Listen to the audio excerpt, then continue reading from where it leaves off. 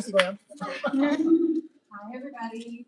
Oh my God, it's so nice to be back and see you all here. Thank you for coming out in the middle of your busy weekend. I'm sure we have to talk about the most important thing first, which is the tea situation.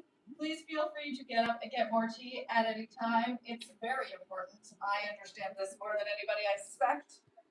This is the tea that I brought back from Thailand. If you follow my blog and or the Chirrup, I talked about the green one that we picked and then got to watch make. So that's what this one is. This is the tea that I helped to create with Teapot teas for the sci-fi series. So this is an oolong with butterfly pea. So it's blue and it will turn to purple if you add like lemon or anything to it. And then in the big pot is my personal favorite tea, which is Twinings 1706 Dark. It's very strong.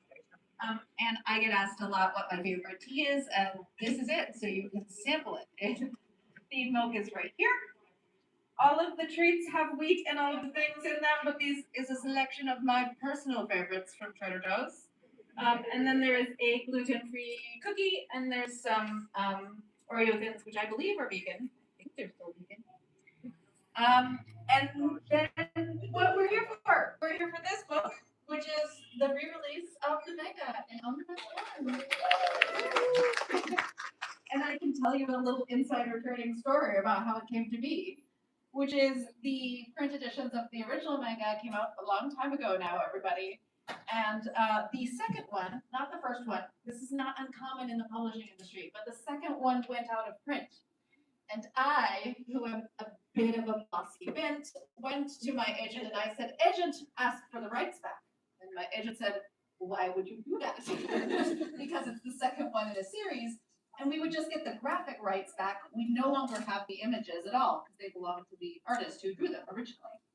So I was like, still ask. Squeak at them, squeaky wheel. This is a lesson for all you authors out there. Always be a squeaky wheel with your publisher. And so my agent went and squeaked at them. And they said, "Oh, no, we can't have them go out of print. We would like to keep the rights to these books." And I said, "Ah?" And they said, "How about an omnibus?" And I said, "That is a wonderful idea." So that's how the omnibus came back into existence.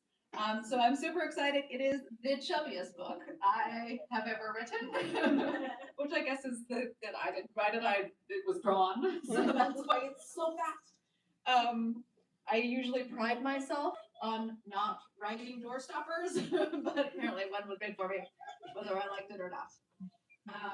So yes, usually I write pretty short for especially in my adult books. So that is the launch. Now let's talk about the raffle. I brought a little raffle basket here full of basically Parasolverse goodies for everybody. There's just the one, so that's what the raffle ticket is about. And then I brought 1, 2, 3, 4, 5 copies of the Dear Lord Aqualama ARC. This is a newsletter special, so you can only read the digital if you belong to the newsletter. And we did a little special print run with Subterranean, and these are some of the leftover arcs. So I can't sell them because they're arcs, so I thought I'd bring them and give them away. So we'll use the raffle tickets for that too. Or maybe we'll do a Q&A session and I'll just start handing you either a thing of tea or an arc, depending on what you want. See how it goes. This is my tea again. Because it is tea, it is perishable, so it does need to be used up. So I was like, I cannot make it through all of this tea. So I'm bringing it to you. Even I. And lastly, I did bring some very exciting chips for you from Thailand. And so we're just gonna pass these around. If you have allergens or if you don't want to dip into the same bag as other people, I totally understand. Just feel free to pass them along. It is in Thai. So your guess is as good as mine. Actually, that's not true. I do know what something is. Plus Amrod is a fish barbecue sauce. There is probably some sort of fish in with the seasoning of this, and this one is likely to be relatively spicy. So that's that one. We're just gonna pass it along. Feel free if you want to try it to open it. Then I brought these, which are mukra. I mean, it's a big your head mukra, one of my favorite Thai dishes. Mukra is pork made with white pepper. So these are probably pork and white pepper flavored. These are not likely to be spicy. spicy. Yes, it's going to be a fun time opening them. All right, these are little seaweed snacks. These taste exactly like lobster bisque.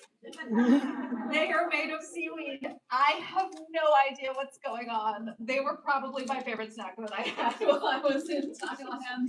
But yes, they probably do have shellfish in them. This is my favorite personal Thai chip. This is Ming Kam. Ming Kam is a dish you get in Thailand when you're visiting someone's house as a guest. They make these little like lettuce cups, but they're made with betel leaves, and they fill them with all these little yummy things that include shellfish and fish. So again, not for anybody with fish allergies, really. Coconut. You can see pictures of all the little cut things in it. These are just delicious. They're sort of sour. They're not too spicy. I love them. They're not really spicy at all. And then finally, this is just an excitingly weird snack. It is 2 pieces of dried banana with some passion fruit stuff in between them. So they're like little banana sandwich cookies. All right. Yes. So I went to Thailand with 2 large suitcases. One large suitcase that was full of stuff for Piper and for her wedding and everything, and then the other large suitcase that, less suitcase that was my clothing. A lot of which I ended up leaving in Thailand because I brought it there to die. I encourage this, by the way.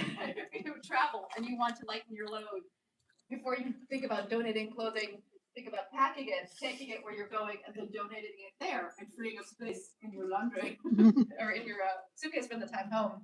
And then I basically just had stratigraphic layers of snacks in my suitcases when I brought it back. That was all I brought back from Thailand was snacks. These are the last of them. Oh, wait, we have a Lay's. We have a Lay's spicy lobster. All right, those are all the snacks. I hope you guys enjoy the snacks. You gotta tell me which one's your favorite. We have another minutia to cover. Yeah. Okay, I'm gonna do something really weird. A show of hands, this is not weird, but show of hands, those of you who have seen the Gail Dog and Pony Show before. Oh, not very many of you. Okay. Well, those of you who have heard the spiel, I apologize. The spiel is I stand and move around because I used to teach undergraduates, and it was the only way I knew they were paying attention, because their little heads would follow me as I paced around the stage. So that is why I'm not sitting to talk to you all. The other thing is I don't normally read, and that is because I don't have a British accent. I know. Shocking. So I always felt it wasn't good. And then I thought, well, this is a manga launch. I can't very well read to you from a manga, like it's a picture book or something. And then I thought, but I have been working on this book for you all for almost 2 years now. So what I have brought to read to you is some of the work in progress. So I know, I never do this. You are very special. So this is the secret project. I could do the letters, but I can't remember. But essentially, its working title is How to Catch a Kitsune. I'm not entirely sure if that will be the title.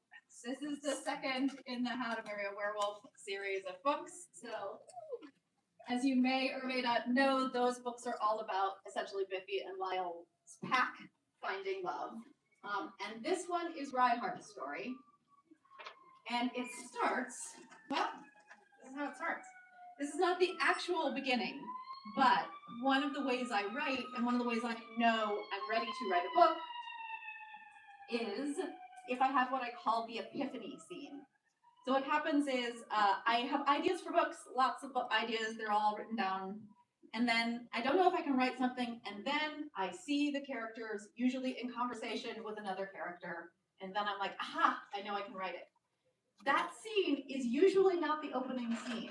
So for Soulless, for example, my epiphany scene was Alexia and Ivy walking together in Hyde Park, and Alexia telling Ivy that she had accidentally killed a vampire the night before. So that was the first scene I ever thought of in the Parasolverse at all. This is the epiphany scene from this new book, and it's a little bit different.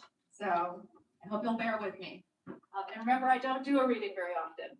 So here we go. Chapter 1. Big Dead Dogs and Stupid Decisions. Min, May 18th, 1824, Ramu, Bangladesh, by British calendar and naming conventions, which Min does not care about and is destined to instantly forget. The fox moved delicately through the carnage left on the battlefield. The sun was not yet up, but the temperature was already rising, and with it, the smell of the slaughter. Her back paw brushed something gooey. She paused to shake it hard and fast in disgust. How uncouth of her, at such an advanced age, to step in something sticky. Unacceptable. It was the vulpine hour, a time of day that belonged to her kind, foxes, civets, and other small scavengers. The cleverly charming, the cute but deadly, they belong to the dawn. Tricksters who spend millennia annoying everybody start by getting up early. This particular fox intended to return to her den soon enough, but first there were things to scavenge. This morning, it was mostly information. She minced around the bodies, her steps ever more precise, vested in keeping her fur clean. A bloodstain would clash, it was the wrong tone of red. She headed purposely toward the dead things that interest her the most. The things that had frightened her when she watched the battle last night. Massive dog beasts. She had never seen canines so large before, and she was nine-tailed and well-traveled. She needed to understand this new threat. There is very little on Earth that fox spirits hate more than dogs. These were even bigger up close, easily 10 times her size, although, she suspected, not quite so dense. There were at least half a dozen lying in a loose cluster, interspersed by the mangled remains of those they had killed. She sniffed cautiously. They didn't quite smell like dog. Like all domesticated species, there was a strong scent of human to them, but also there was something coarse and wild, acrid, like the spirit realm. A little bit like Kitsune. A very little bit. The sun broke over the hills, and the first rays highlighted the scope of the dead around her in cheerful orange radiance.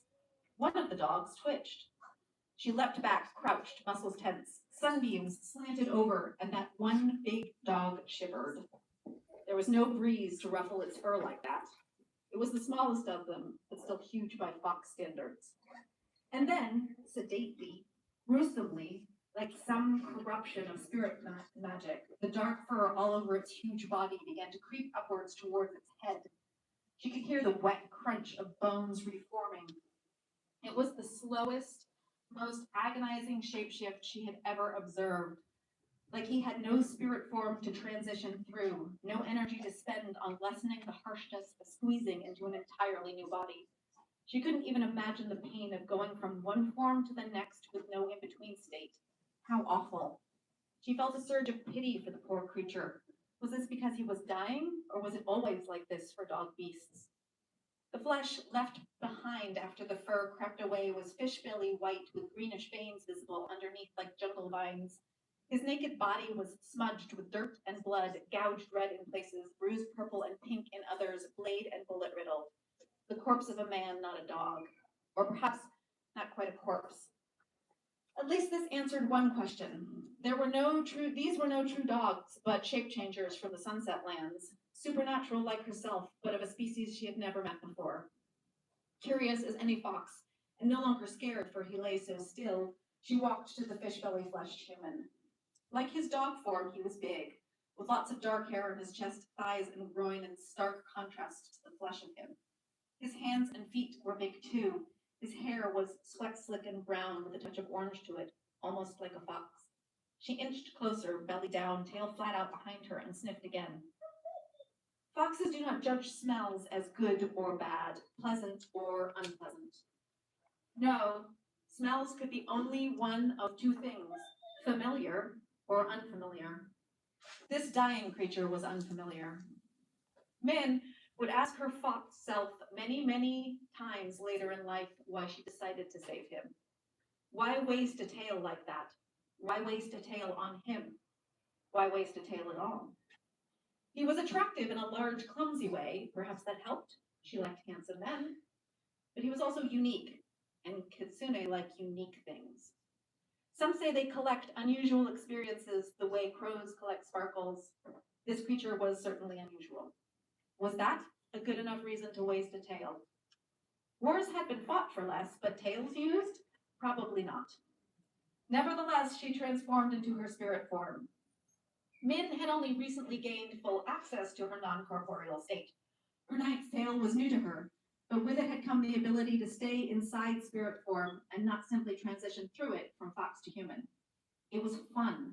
She loved spirit form, had always found the many-tailed state delightfully impressive. Hers was fabulous, if she did say so herself, which she did.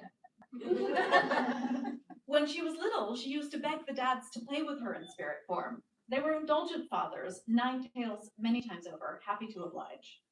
Like Pa, Min's spirit form was half red fox, half human, tall and wispy, almost see-through, as she lost all her density to the energy of shift. She had checked out her spirit form's reflection. Of course she had. Her face was part human, part fox, all sharp angles and huge orange eyes. It had both her long black hair and her large furry fox ears. In this, her in-between state, she truly looked like the trickster demon some humans believed her to be. Her nine tails formed an impressive fan of orange fluffiness behind her, as if she were some kind of furry peacock on the prowl.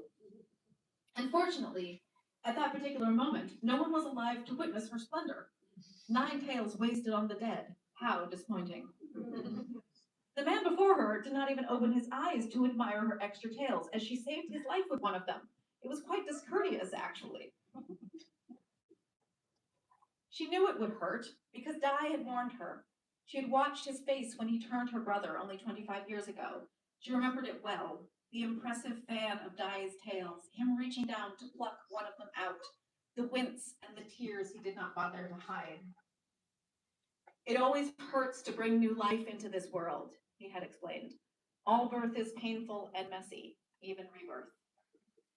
Min reached back for one of her own tails, so pretty and fluffy. 9 was such a nice number, too, and it had taken her so long to grow the ball. The man moaned and opened his eyes and looked up at her. How must she have appeared to him in that moment, backed by the sun, the rays shining around and through her, all those tails on display. He gasped in awe and probably also pain, but she hoped mostly awe. There was something wrong with his eyes.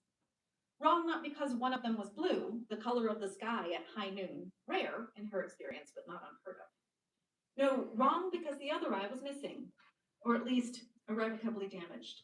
On the left side of his face, there was a bloody gash where the sky should be. Wrong because from where she could see, there was no real pain in the remaining eye, just an endless sadness. Less like the sky than a lonely ocean. That was, in part, what drove her to act. No one so lucky as to have the sky in his eyes should drown in it forever. She yanked out one of her tails, the tail that would have allowed her to bring forth offspring, to make a new Ketsune.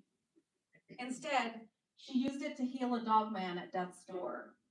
It was painful, of course it was. She had removed an integral part of herself, a thing that had taken her decades to grow, a tale composed of lessons learned and experiences had, a tale that came from travel and wisdom and power. Such losses always hurt. Min let out a little gasp at the sharp pain. It felt like someone had cut off a finger. Her eyes stung. She bit her lip, trying to preserve the dignity of spirit form. No wonder Dai had cried. All Kitsune can heal themselves, and most can heal others. Min could never explain how she knew her tail would work on this strange foreign beast. She knew he was a shapeshifter, and that she too was a changer of shapes, and in some small way, the magic they used must be similar. Of course, he had his own tail. She could not outright just give him hers like she would to make a new Ketsune out of a human. So she used her tail as if it were a balm for healing, passing it over his large body from foot to head, pressing it gently against the festering bullet wound in his thigh, the gash over his ribs, and his mangled eye. Finally, she came to his mouth, slightly open, breath shallow.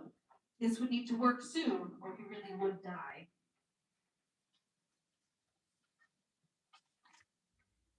Her tail shivered and began to shrink, disappearing between his lips as if he were inhaling it, breathing it down like fragrant incense. His eyes closed. She sat back and waited. His eyes fluttered back open, focused intently on her crouched over him in all of her spirit form glory. Finally, someone was going to appreciate it. For one shocking moment, her own fox eyes stared back at her. The man's right eye remained sky blue, but the injured one now looked exactly like hers in fox form, orange, slitted against the rising sun, no white around the edges of it. Then he blinked, lid crusted with his own blood. And when he opened his eyes again, the damaged one was healed, but now brown, and the other blue. When the sun glanced off his face in just the right way, the brown had an orange cast to it. Min knew then that her tale had been accepted, that this big dog from faraway land now had fox in his eye and in his spirit. And because she was a kitsune, and the irony of it amused her. She transformed into her spirit form so she might explain all of this to him, but the fish-bellied dogman had fainted, which she thought was quite rude of him, considering she'd just given him a whole damn tail.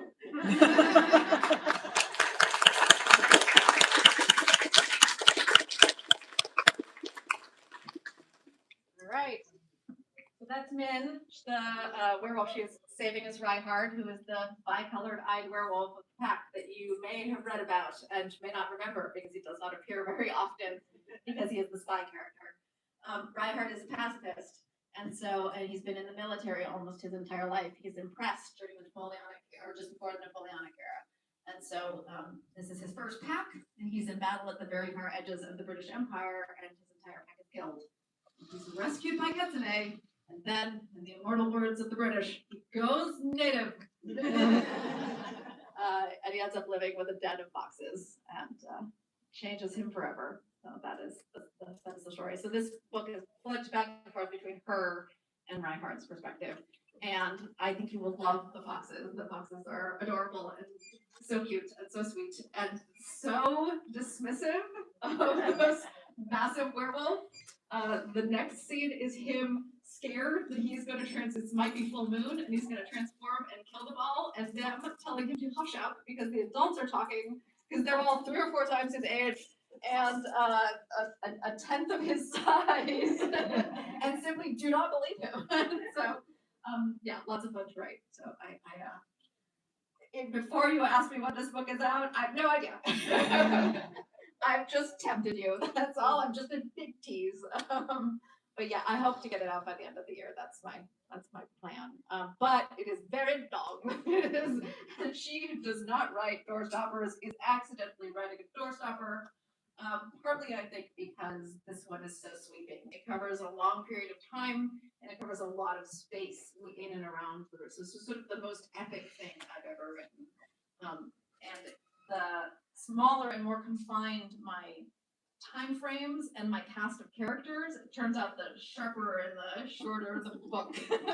So like the Poison and Protect, for example, which is basically a house party kind of murder mystery, quite short because limited in scope and number of characters. But this one, everybody shows up. I just wrote the scene where Lord Aquildava meets a kitsune.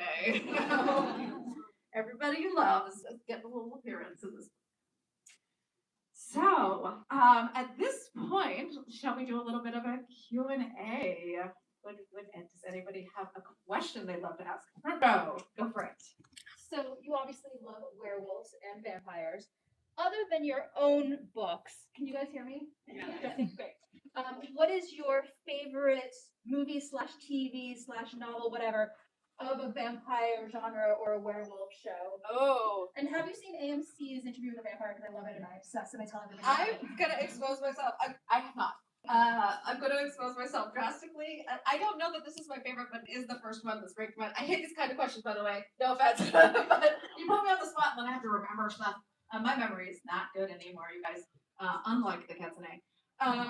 So I'm gonna say the CW's Teen Wolf because I love that crap. It's basically like the terrible. It's basically the Oreos of the. But yeah, I have a great affection for that very dumb show. But also Vampire Diaries, probably.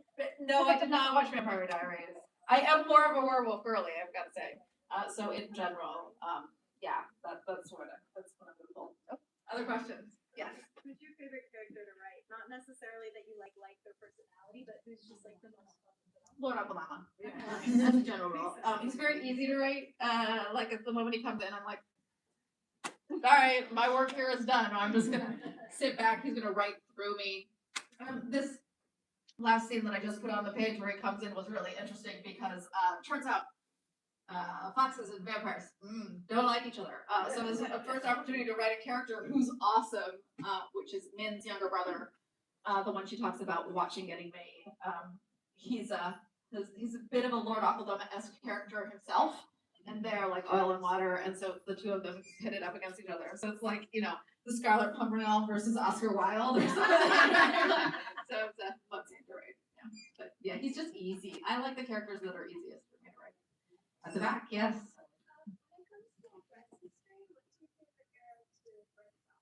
Clothing? Oh, there's a reason I set the Parasol Protectorate in the 1870s. And I think it's the most ridiculous of the Victorian era fashions. It's the big bustle fashions, right? The clothing is so elaborate. Personally, to wear 1880s, the princess style is my favorite. I just think it's the most flattering and still ridiculous of the Victorian fashions. But I often choose my time periods based on the clothing. So the Spy series, the Finishing School series, was set in the 1850s, so I could use the big skirts to hide stuff, right? Like, also, it fit into the timeline. But yeah, I am very driven by the fashion of the time. So, yeah, which made this one kind of complicated since the foxes spent most of their time naked. So I was like, man, no fashion. Oh well, we'll get back to London eventually. Don't worry. Yes. One of the things I love is everybody's name. Do you keep like an ongoing list of like names you'd like to use in Yes. for the future? Name. So this is a question about naming. I love naming. I know a lot of writers hate naming characters, but it's actually one of my favorite things to do. Although I will say I've messed up a couple of times where I've named two characters the same name, and then you guys are very perspicacious, and suddenly I get emails from people being like, "Are they the same character? Is it a spy character?" And I'm like, "No, I just messed up. Sorry." So, but yes, I keep a long string of names. I like headstones in graveyards, so they're graveyard records from the Victorian era. It's a good way to find. So I like to pick names. Sophronia is a really good example. I like to pick names that are kind of recognizable, but also clearly not of this time period. Sophronia is just a form of Sophia. It's more common to use Sophia now. It was more common to use Sophronia back then. So that kind of thing. I also pay really close attention to how many names with the same capital letter are appearing in any book, because I want to make it easier on you guys. I know, especially if you have any kind of dyslexia, too many names with the same large front letter makes it really hard to read. So I try to pick lots of characters, especially if there's like groups in like the werewolf pack or something with different first names or different last names that they identify by, so that it looks easier on the page, especially when you're dealing with so many characters. I can have large ensemble casts, so trying to make it as easy as possible, I promise. Then, of course, I have a long-lived character, and they just keep turning up, and they'll have the same name as somebody else in the scene, and there's nothing I can do about it. But I try my best. Other questions? Yes? So you already talked about who was the easiest to write. Yes. Who's the most challenging?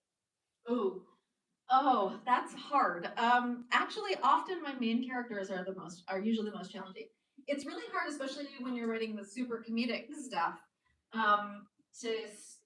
I tend to write with the main character, at least one of them is a straight man or a straight woman, or they're never straight. Okay. Not the comedic element, right? Like, there's a reason Ivy and Lord Aquildoma are not the main characters, because they would be frankly exhausting for you to read and for me to write. So I tend to have a character like Alexia is a typical character, where very practical, so that I can have all these super eccentric wild cards like bounce off of her, and then I can have her react in a very like deadpan way, because I find that very amusing.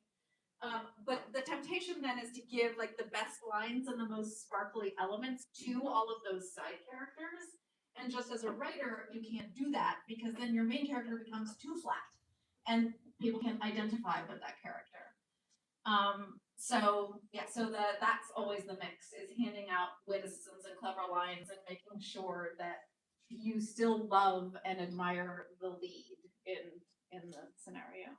So yeah, weirdly, it's usually my main character I struggle with the most. In this case, Min's really easy because Min is Min. Like, you got her voice pretty clearly. She's very smug. She's very old. She's very full of herself. She's awesome. She's extremely capable. So it was Reinhardt who's a little bit harder for me. Reinhardt's a bit of a sad sack. He's kind of he really needs to be helped by these foxes. And they really changed his life for him because, because he's my reluctant werewolf. Like Biffy, he never wanted to be a werewolf. He's sort of there accidentally. His is that journey. So occasionally it was kind of difficult to dwell with him because I was like, fuck up. Other questions? Yes, at the very back. What was the question science fiction? I'm sorry, say that. Say again. What was the question science fiction? Oh, I love sci-fi. Seamless. I would say science fiction is. There's a reason I wrote the sci-fi series when I wrote the sci-fi series. For those of you who don't know, I wrote a science fiction series called The Tinkered Star Song, which is about, and this is why I wrote it as science fiction. It's about whether art can be used as an instrument for propaganda, and to change the course of human history, and whether that change is for good, but unwilling on those who are in receipt of it. Do we allow this or not? In brief form, it's a barista on a forgotten moon who's adopted by aliens because he's a really good singer, and then he's put into like a idol competition. It's basically me unpacking K-pop and the Halloween wave. And it was the thing I wrote because it was the only thing I could write out of the pandemic. I stopped being able to write at all during lockdown, and that was because I couldn't write anything set on Earth. It turned out I had to leave the planet.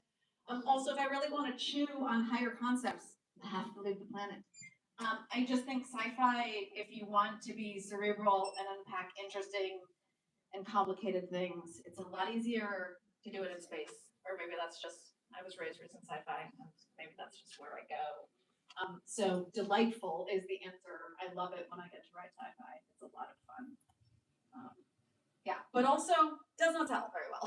So there's a reason that one had to be independently published because it's a bit complex for New York. And K-pop Demon Hunters had not come out yet. God damn it. I was a little ahead of my time. Next question. Yes. So, what is the process of writing a mango like? You know, how much of Oh. a script? Oh, I love this question. So I should say that everybody's different. It's rather like Hollywood, right? In my particular case, have you guys heard the story of how the manga came into existence? Oh, let me tell that story really quickly because it's adorable. So way back, almost 20 years ago now. God, I am old. A very long time ago, witness a very young Gail before Soulless had even come out, going to BEA. BEA is the Book Expo America. It's a big trade show for all books. This was back when they brought authors in, remarkable authors who were debut authors. And so they had brought me in to go to BEA in New York. I was very excited about this. And a couple of very magical things happened. This is how I have a career, quite frankly. First of all, Tor had pulled out. Tor is the big sci-fi fantasy publisher, and they were not there this year for the first time. That's the first. So there were very few people on the floor doing sci-fi fantasy. That's the first thing that happened. Secondly, I had begged Orbit, I don't know if it worked or if they just did it, to produce Soulless as a mass market paperback. I thought it was such a strange book and so weird and so unusual that no one was going to spring for it in hardcover. So I was like, please make it budget friendly. So it was also the only arc at BEA that was mass market papers that size, or one of the only ones. So everybody left BEA on Friday, and this is mostly industry people, and it was the mass market paperback that fit in their back pockets. So they read it on the train, because this is New York. And then everybody came back on Saturday, and I had a line of people signed up to sign that book. And I'm a brand new author. The book hadn't come out yet. It was wild. So while I am like shilling this book and experiencing being an author for the very first time, and this surreal experience of people like reading my book and then coming back excited about it, I noticed that there is a twinkly-eyed gentleman in the next stall over who was shilling my book, who I had not met. And I did not know who this was. Was not part of my publicity team. I had no idea who this was. And so when there's a downtime, I go wandering over and I say, hello. He said, oh my God, I love your book. And I said, how do you know who I am? And he said, my name is Kurt, and I'm in charge of Dan Press, which is Hachette Orbit is my parent company's brand new manga line.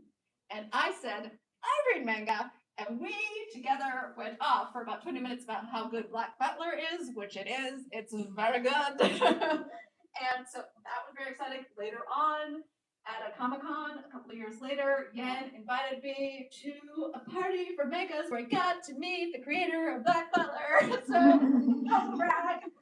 Very exciting. I don't speak any Japanese. They don't speak any English. That's the end of the story. It's still very exciting. Anyway, so I'm talking to Kurt. We are fellow manga, and Kurt says, you know, if you ever thought about a graphic novel adaptation, nudge, nudge, wink, wink, and I said, that would be so exciting. let us have this conversation. And then when Changeless hit the New York Times, I turned around to my agent and I said, agent, now would be a great time to talk to Yen Press about a graphic novel adaptation. And they were eager because at that point that series was taking off. And I was very excited about it because A, it was manga, and B, very few authors get a graphic novel ever. And so I was basically like, whatever it takes, let's do this. So we sold it. We sold the rights for peanuts. I was fine with it. Yen treated me like gold. I've never had such a great publishing experience before or since. Rolling back around to them for this release, I was like, oh, I forgot how awesome you guys are. Like, they are a joy to work with. And basically the way it worked is they went out looking for some artists. They found Rem, who's now a very big deal. So the chances of us ever getting her back to do the last books are nil. She's drawing for anime now. And basically they paired the two of us up, and Ren was game, and I was excited by her samples. She drew a bunch of samples of all the different characters. Yes, I did have her redraw Alexia with the nose. It did not look right for a manga. I was like, I get it. I think partly that's one of the reasons they didn't do the fourth book, because Alexia is heavily pregnant in that book. That's also very unusual in a manga. Yeah, I'm not surprised they stopped at Blameless. But yeah, and so basically what happened is she would draw the chapter, and then my editor would script it in directly from the books, and then I just had approval. So I would read the whole chapter through, make sure the language was good, make sure the plot was being conveyed properly, make sure none of the drawings were incorrect. Out of the 3 books, I asked for a redraw twice. This is something I recommend if you're in the trad publishing industry, is like, don't sweat the small stuff because you might need to complain about a large thing, like a piece of cover art or whatever. So I tried to be as easy to work with and as pleasant as possible, so that the 2 times where poor Rem had to like redraw an entire scene, she didn't mind. The first one, is a scene where Lord Macon and the pack are out visiting somebody at a dining table, and she drew him at the head of the table. And I was like, that's not his house. He can't be at the head of the table. I was like, I know this is weird, but it's like strict Victorian etiquette. So she had to redraw that one. And then the other one is, there's a makeout scene, obviously, in one of my books. And he unlaces her corset from the bottom, like it's a shoe. I was like, baby girl, that's not how corsets work. So please redraw this scene for me. So those are the only 2 redraws we have though. I did have the cover art for Blameless, which was very funny. You guys can still, if you do Gail Carriger Blameless cover onto YouTube, you can still see the video of the fact that this was the first cover where I had to be like, because they drew that she put this cover together, and the Eiffel Tower was in the background. And I was like, very much the wrong time period. Also, there's no telegraphs in my universe, so the Eiffel Tower never exists at all. So yeah, so that was another time where I had to have them redo something, but by and large, I hope I was pretty pleasant to work with. But that's how the manga happened.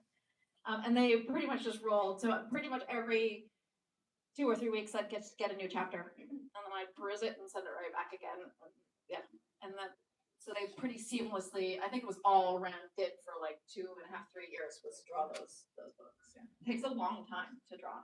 So. Other questions? Yes.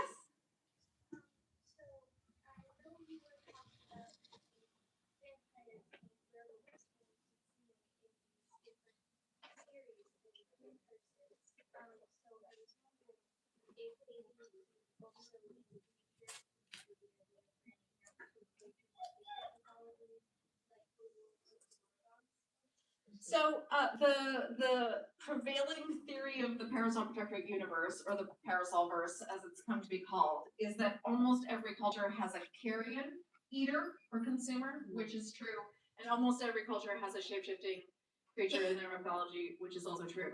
So those tend to be the two I tap into.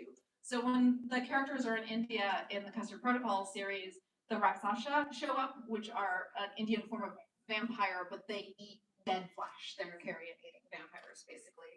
And the Vanara show up, who are the monkey human shifters. So I try to make the characters when they travel meet, which is why you meet the Kitsune in Southeast Asia in particular, and then up into the rest of Asia as well.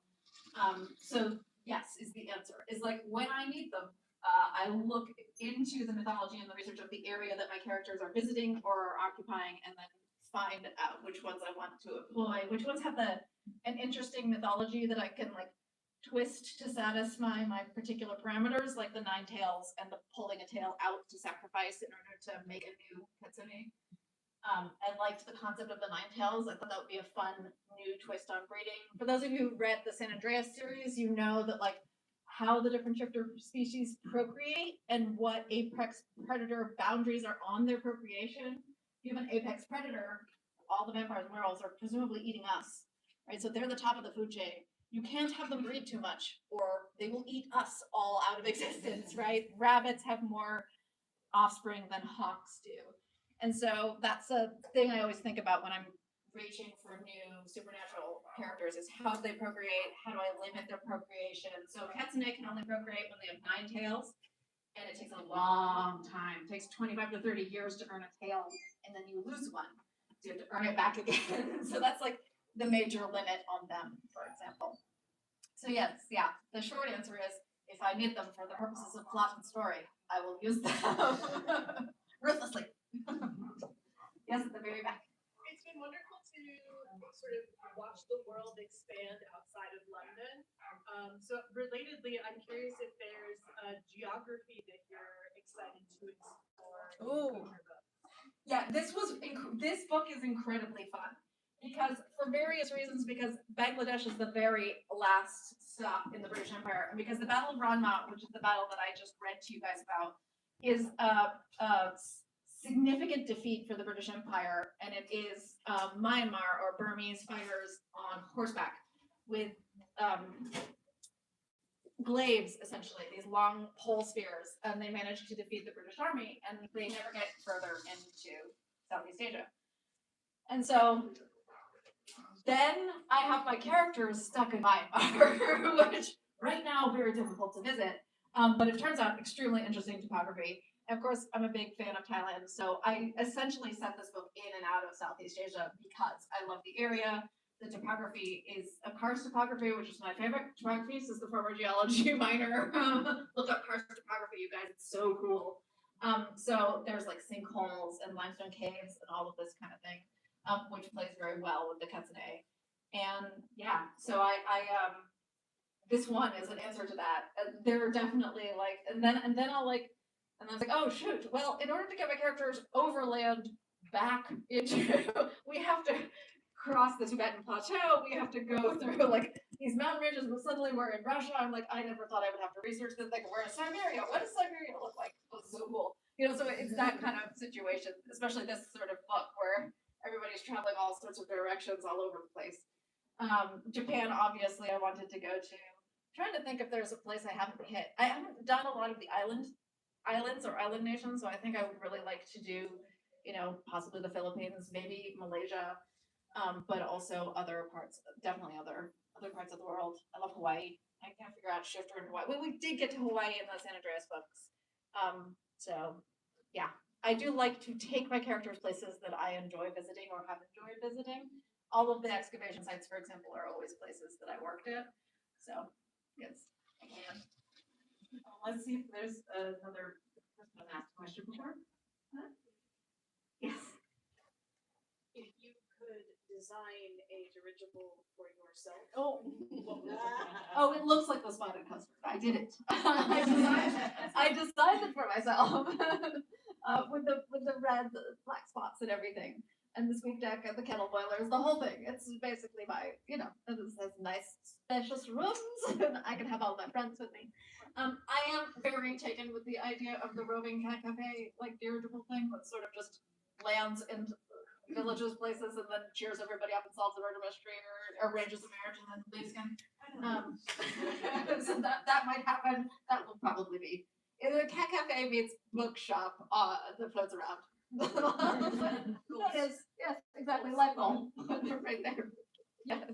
They're staring at Tuckers.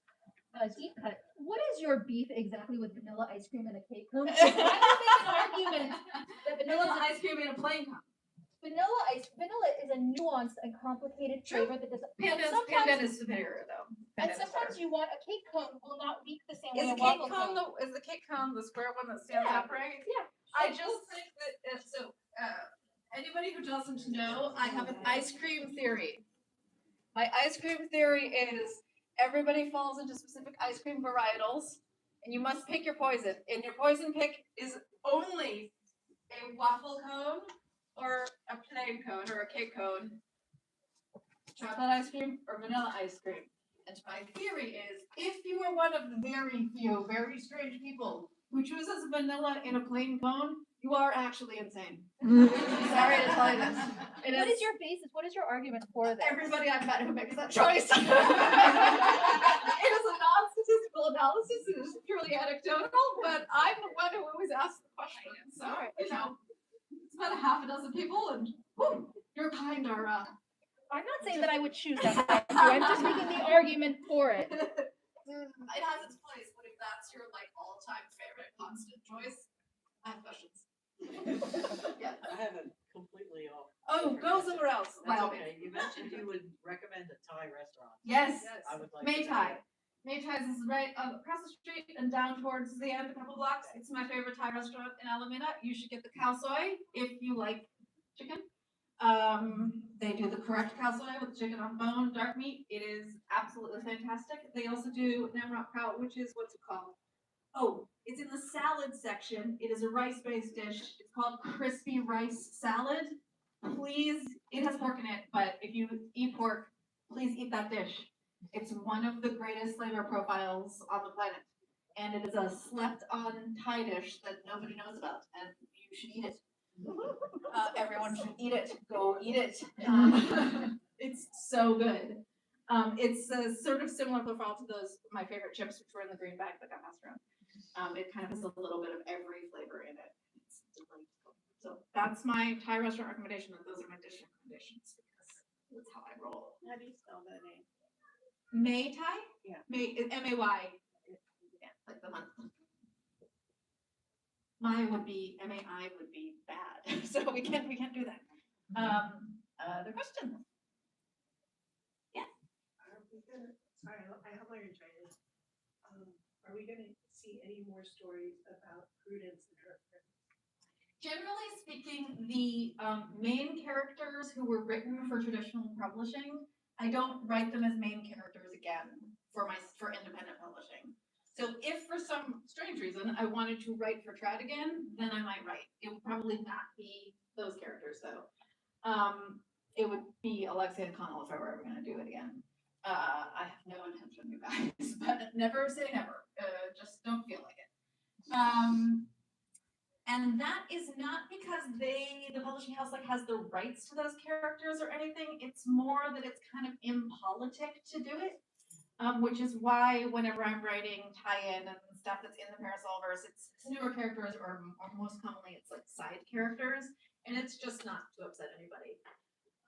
So that's why they wouldn't really have a right to be upset. I don't know how else to put it, but like if I were to do Sephardian soap, for example, I would feel obligated to offer it back to my publisher.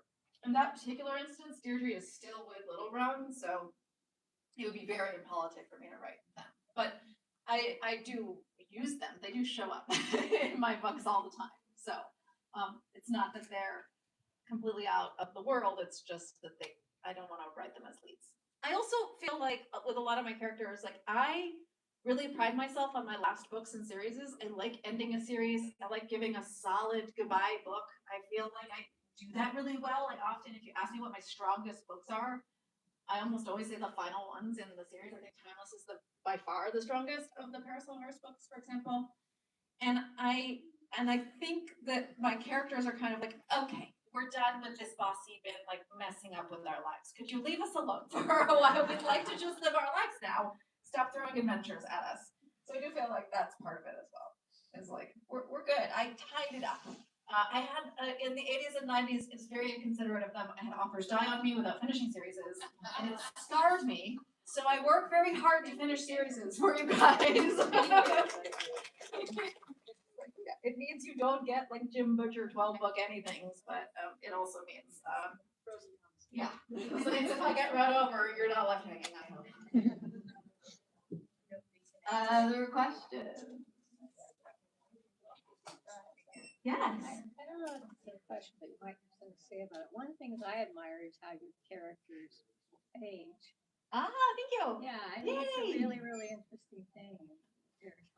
Thank you. I think about this a lot. So when I have a blog post from back in the day when we wrote blog posts about how I worry about vampires and age dynamics in relationships. That was partly sparked by Twilight.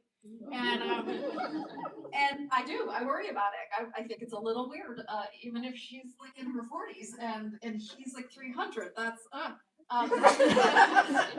this particular book is a Nuna romance, which means the girl is older than the guy. It's written for my dear friend Piper, who is in a Nuna romance, and so she wanted one. We also both really like Nuna romances ourselves.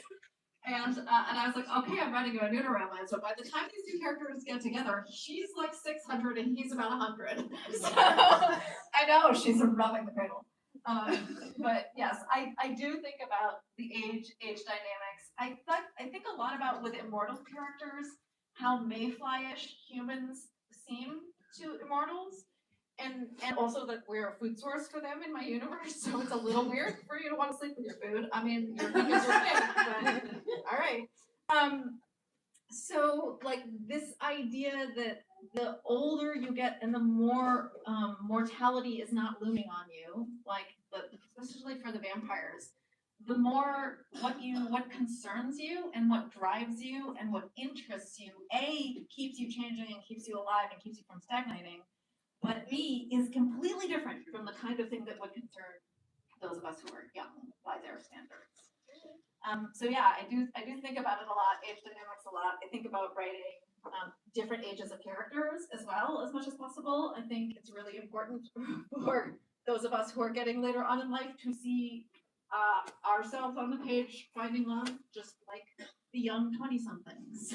So yeah, but also it's a lot more fun to write characters getting into a relationship when those characters have complex backstories and complicated scarring from previous romances and relationships, because it makes it more interesting for me.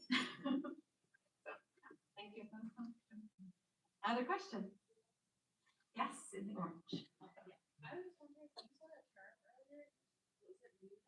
Nuna romances, yeah, from K-dramas. I also watch too many K-dramas. I also took too much K-pop. Yeah, Nuna is what you call an older sister. And so it's like, it isn't like mommy or daddy, but it's a bit fetishized in terms of a younger man. J or JJ is the Chinese and the Mandarin version of that, also the Thai version. So it's a little sexy of a nickname, shall we say, for an older lady, like a cougar kind of idea. Other questions? Yes.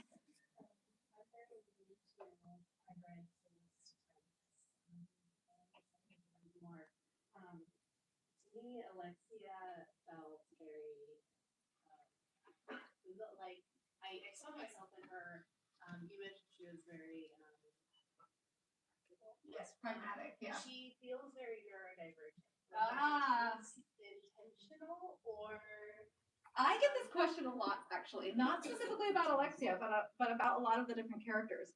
And the answer is, when I wrote Alexia, the neurodivergence as a concept and a term and a lexicon and a diagnosis didn't exist. Or didn't exist yet, or didn't exist in my reality. It's possible that it did exist in some sectors, but I didn't know about it. So I did not intentionally write her that way, but also I grew up in fandom. So I was around a lot of neurodivergent people and queer people and what we called weird back then in the 80s and 90s, you guys. And I always say my friends leak into my books constantly. So that's also possibly what you're picking up on, is me just writing the people I love into the page for other people to love. Yes. Hi. This isn't a question. This is just an admiration that maybe you can build on. I really like how in your books you often like tie werewolves and vampires. You give them like different social and political statuses. Yes. I really like that. I appreciate how thought out and it feels to read. I was wondering, it's like, how do you think about that? How do you go about it? Like, how did you think, oh, werewolves would be more on war, vampires more on? Yes, yeah, no, I understand the basis of your question, and I appreciate you noticing because I did put a lot of thought into it. So one of my like defining things when I was writing the original Parasol series is that I did not want to write the vampires and the werewolves as secret society, right? I felt like there were a lot of paranormal urban fantasies at the time that had like the shadow, you know, the monsters that exist in the shadow, and they're not out in society. I wanted to make sure that mine were not just out, but they were integrated, but also historically there was a reason for that. And that historically this was the advantage that had been given to the British Empire. So, right, so for those of you not familiar with the complicated lore, King Henry VIII breaks with the church, not because of the divorces is just a front. Really, he does it because he wants to bring vampires and werewolves out into society, and he wants to use vampires as information gatherers and as part of his council, and he wants to use werewolves in his armies. He wants to be able to fight at night with the werewolves. And so, because he's a very strategic, war-minded individual, is King Henry.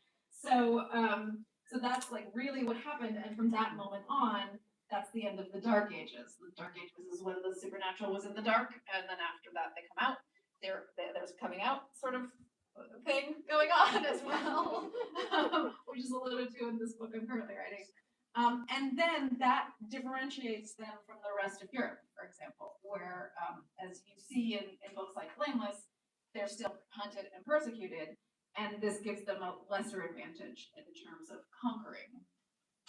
But it also allows me to bring the werewolves in particular out into the army and into foreign lands, and then have them encounter other supernatural creatures, as happens in the current book I'm writing. So it was all intentional. And then, to have them, how they're integrated into not just the social structure, but also the political structure was really important. And because they're powerful, they live forever, they offer a lot to anyone who wants to keep and maintain power. But they also have their own agenda.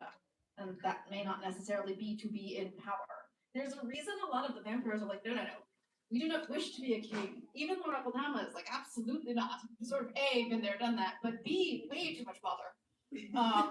Also, don't care about humans that much, quite frankly. They can muck out and do whatever they want. Just want to protect themselves. Again, this different perspective that comes from immortality. So yeah, I did think about it a lot. And I think about it a lot in terms of when you meet these immortals mucking about in other parts of the world as well. So how the Ketsune have integrated and whether they choose to integrate or not into human society. So one of the things about Min is she's a healer. She's not a medic. She's specific, or she is what we would call a medic. In other words, what she heals is broken human flesh. She does not do diseases. She's like, because humans expect to die from injury. So if you could save them, you're on the good. But if you try to save somebody who's dying from a disease and you fail, then you're blamed. So she like very intentionally, but she's intentionally trained herself, and her line has trained itself to heal humans because it makes them useful and valuable to humans if they wish to integrate into a society. So it's like a little scavenger's trick. It's very intentional. So that's an example, but remember, they're not predators, they're scavengers. And so what she utilizes to integrate is very different from what, say, the vampires or the werewolves would use. So I do think about it, even with the new ones. Yeah. And also it's fun to rate those who have chosen completely not to integrate, like the mermaids did in the San Andreas. Yeah.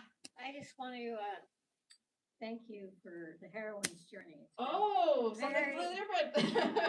very, very helpful. Oh, Me in my own writing, but I also, it was fun having read all of your series to see how that arc of community building goes on and comes about, and how successful you can plot that. People can plot that way. So thank you. Yeah. Oh, thanks. So those who don't know, I've written a nonfiction book, which is a craft book called The Heroine's Journey, which is like a feminist rebuttal to the hero's journey. It just talks about how to use a different kind of myth, Demeter, Isis, and Anna, where I pull from, to write a different kind of story that resonates with a modern audience. it's not feminist. Guys can be heroines too. Oh yes. It's not gendered in any way. But if you read Campbell, it is a feminist rebuttal to Campbell because it's got some issues. Anyway, I will speak ill of the dead. Other questions? Are we doing on time? One more question? Anybody want to close this out? This is your chance. Oh, again at the back. Yes. Classic bookseller question. What are you reading these days? I'm reading a lot of manga these days, actually. So I just picked up The Alchemist's. Oh, come on, guys, help me. What's it called? Diaries. The Alchemist Diaries. You guys read this? Very good. Very excited about it. Enjoy it immensely. Also, always have to shout out Old Fashioned Cupcake in case you haven't read it. Everybody should read that book, especially what a comforting book. It is the charmingest gay romance ever. It's all about food. It's an older man who's having a midlife crisis, and the younger gentleman in his office who courts him with pancakes, among other things. It is the cutest thing ever. Yeah. The Apothecary Diaries. Sorry. It's because I watched an alchemist thing on K-drama recently. The Apothecary Diaries, which I've just started, and it's also really good. I also got a bee in my bonnet because I am interested in like beats, like different, and I have a bee in my bonnet right now about reading narrative beats of other cultures. So I slogged my way through Grandmaster of Demonic Cultivation, and now I'm trying one of her other books. I don't know. Chinese epic 6x structure, what we call progression, they call cultivation. It's very challenging for me. I'm not really an epic reader anyway. These are very long books, guys. So I don't know if I'm gonna make it. But yeah, thank you. 6x structure. Woof, woof. It's a doozy. So I'm like kind of investigating that as well. All right, what I'm gonna do, wait, before I get up, is does everybody have a raffle ticket? Okay, let's give everyone raffle tickets and make sure. Yeah. We can stop. Okay, cool. Bye, everybody.